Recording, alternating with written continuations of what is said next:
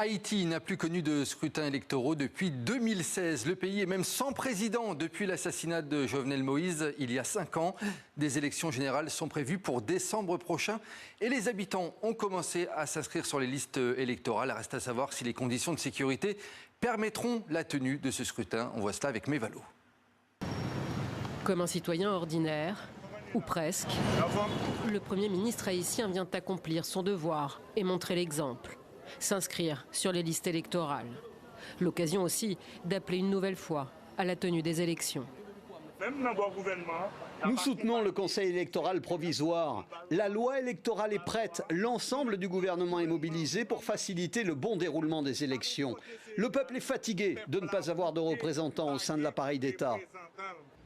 Seule figure du pouvoir exécutif depuis la dissolution du Conseil présidentiel de transition qu'il avait nommé Premier ministre, Alex Didier Fils-Aimé s'est engagé à organiser des élections présidentielles et législatives. Le premier tour des différents scrutins doit se tenir le 13 décembre, une première en 10 ans. Les Haïtiens ne sont pas retournés aux urnes depuis l'élection en 2016 du président Jovenel Moïse, assassiné en 2021. Ceux venus s'inscrire comme électeurs doivent s'armer de patience. C'est assez lent. On a vraiment besoin de plus de personnes.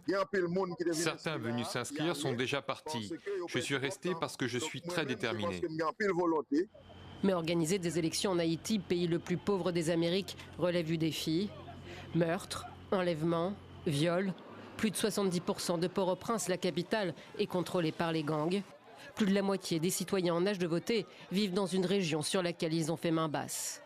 Le premier tour, initialement prévu pour le 30 août, a été repoussé en raison de l'insécurité. Nous voulons que ces élections aient lieu, bien sûr. Je suis ici pour m'inscrire sur les listes électorales. Mais je sais qu'il est possible qu'elles n'aient pas lieu.